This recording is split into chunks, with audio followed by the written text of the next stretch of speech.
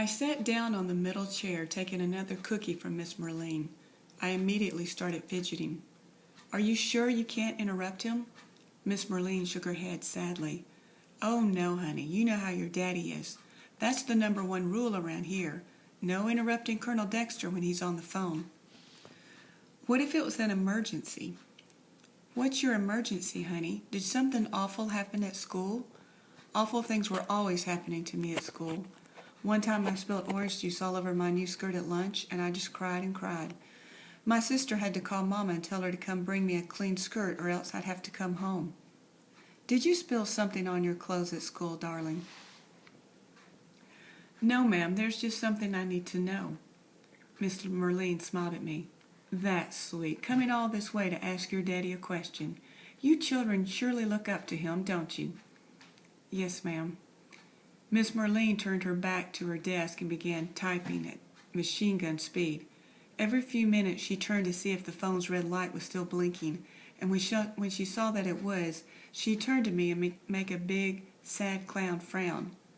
I liked Miss Merline, but I realized that she was not necessarily the best person to have around in a crisis, especially since she couldn't recognize a person in a crisis situation when she saw one. "He's off the phone," Miss Merline cried after I'd been sitting in that chair long enough for my rear end to go numb. She picked up the receiver and pressed a button. "Colonel, Jamie's here to see you, sir." "Yes, sir. I'll send her in." She turned to me and smiled like she had just gotten me a date with Santa Claus. "Go on in, honey. He'll see you now." When I opened the door, the colonel was getting up from his desk, which was the size of a small car. On the plaque behind him hung plaques in neat rows announcing his various awards and honors, and directly over his head was the 1st Cavalry insignia, needle-pointed and framed by my mother. A shield with a black horse's head on the upper right-hand side, a black diagonal slash running beneath it. The background, a yellow gold. She made one for every post we were assigned. It was like having an embroidered history of the colonel's career. The colonel didn't bother with any small talk or niceties when he saw me. "I'll take you home," he said, reaching for his briefcase. "Your mother is waiting." "I didn't come here for a ride." I walked in and closed the door behind me. "I needed to ask you something. It's about Private Hollister." "It can wait," the colonel said, coming around to the front of his desk and taking his cap from the coat rack. "We need to get going." You can get to a breaking point with some people, and I had reached it with the colonel. I spent my entire life loving him better than anybody else in the world, and looking up to him and admiring him, but I had just about had it. I tried not to hold it against him that all my life he had told me the Army way was the best way, but when it came down to it, he hadn't done things the Army way at all. He had done things the way everybody else did them. When he'd had a problem, he tried to take the cheater's way out.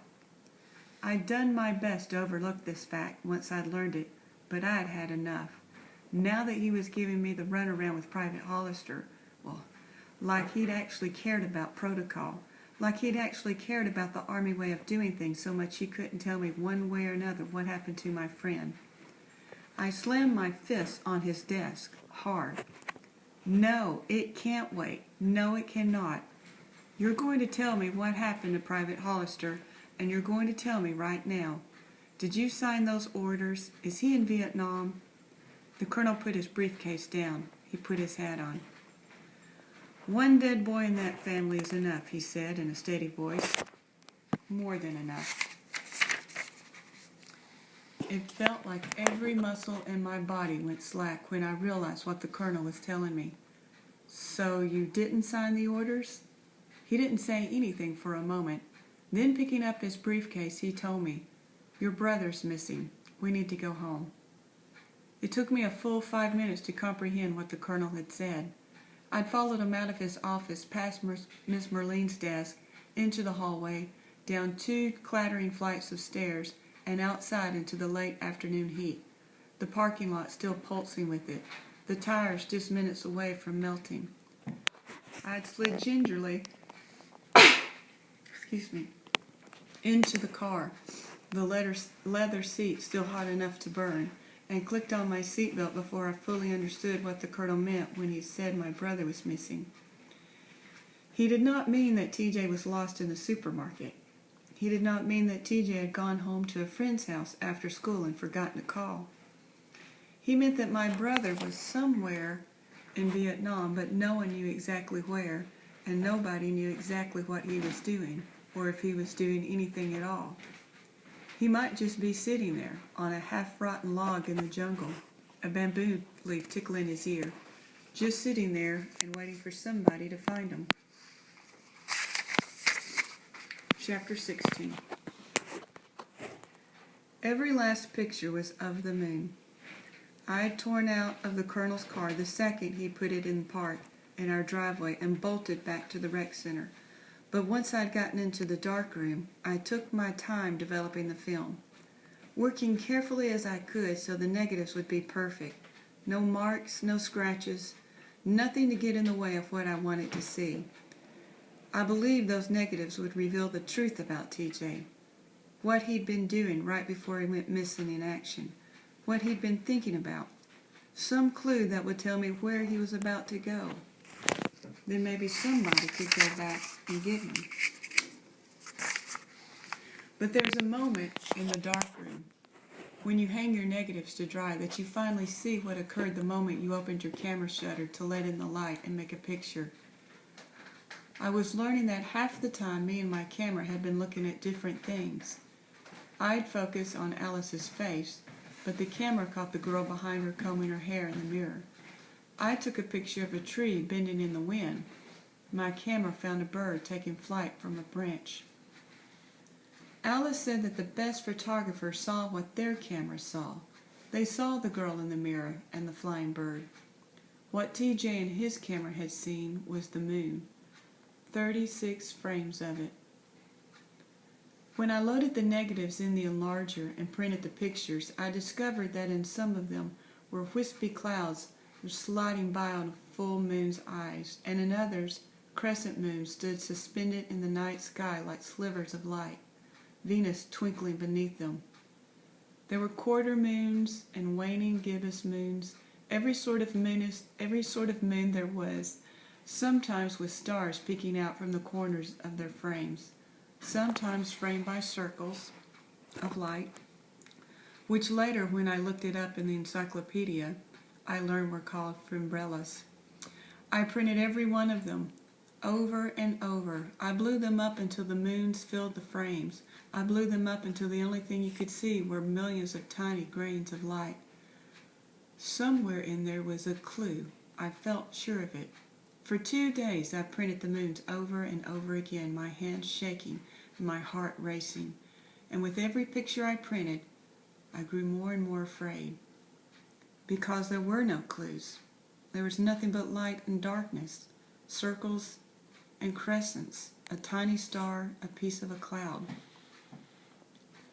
When I was done, I finally couldn't think of one more way to look at TJ's moons. I took them to Cindy's house.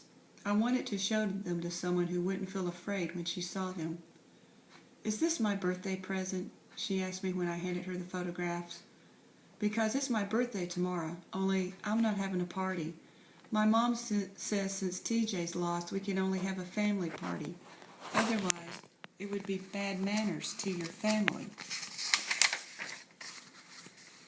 "You could still have a party if you wanted to," I told her, my voice flat. I felt as though my body had suffered a series of electrical shocks, and now I was a feeling of empty. "And then when TJ comes home, you could tell him all about it." Cindy shook her head sadly. "It's too late. My mom already called everyone and told them not to come." "Do you want to hang up the pictures? It would be sort of like decorating for a party." Cindy grabbed a roll of tape from the kitchen drawer, and then we went upstairs. 36 8x10 moons take up a lot of space, and by the time we were done putting them all up on Cindy's walls, her room was covered. "Did you know that some planets have lots and lots of moons?" Cindy asked me. We were sitting on her bed like a couple of planets ourselves, orbited by every kind of moon imaginable. I thought my teacher was crazy when she said that to me, but then I asked Daddy and he said it was true. Satan has at least 28 moons. I think you mean Saturn. And Jupiter has moons too, Cindy continued, ignoring me. A bunch, but we only have one. But at least people can go to our moon. The other moons are too far away. I wondered if TJ was looking at the moon right that very minute, wherever he was. I wondered if he was imagining what it would feel like to rocket through space and land on the moon, to leave your footprints there, to cast a shadow across a crater. It made me feel better to think he was. Not much, but a little. Private Hollister was sitting on the living room couch when I got home. When he saw me, he stood up and said, "I heard about TJ being MIA. Bird told me. Thought I ought to come see how you were doing." I shrugged. I didn't even know how to answer. Okay, I guess. We stared at each other for a few minutes, the silence as awkward as a turtle on its back. Fortunately, my mother, an expert hostess, came in and offered Private Hollister some iced tea, which he accepted. Then he turned to me and said, "You want to play some cards?" "Sure," I answered, nodding, glad to have something to do besides stand there and feel stupid. He looked to my mother. "Ma'am, would you like to play? It'll take your mind off things." To my surprise, my mother said yes. So when the Colonel walked in the front door about an hour later, there we were, me, my mother, and Private Hollister, eating peanuts and playing gin rummy. "Colonel, this is Private Hollister from the rec center," I said. Only now he's back at first signal. Private Hollister jumped up and stood at attention. "Private Bucky Hollister, sir. Pleased to meet you, sir," he saluted sharply. The Colonel returned Private Hollister's salute and said, "At ease, soldier." "What time is it?" my mother asked. "I haven't done a thing about dinner." She stood up and handed her cards to the Colonel. "Take my hand, sweetie. I've got a casserole that I've got to get in the oven if we're going to eat by 7. The Colonel sat down in my mother's chair, examined his hand, and shook his head. "God knows I love that woman, but she collects deadwood worse than a tidal pool." Private Hollister laughed and then stopped abruptly, like maybe he thought laughing was disrespectful to my mother. "It's all right to laugh, son," the Colonel said. "Miss Dexter's tough. She'd have to be married to me all these years." Yes, sir, it'd be tough to be married to you." "No, yes, sir, it'd be tough to be married to you," Private Hollister stammered. "Yes, sir, I'll go ahead and laugh then. Except I don't want to be rude, sir." "You're fine, son. Don't worry about it." "Thank you, sir." "Whose turn is it, anyway?" the Colonel asked, "because I need to get rid of some of this wood." Private Hollister leaned forward. "No, thank you, sir, for what you did. I know it was because of you that I didn't get sent to Vietnam." The Colonel raised an eyebrow. "How do you know that?" "My CO told me that you didn't sign my orders. You signed everybody's but mine. He figured it was because of my brother getting killed over there and everything." "If you want to know the truth, I didn't sign your orders because my daughter asked me not to." "Well, thank you, sir." Then Private Hollister looked at me and grinned. "I sure am glad I let you win at cards."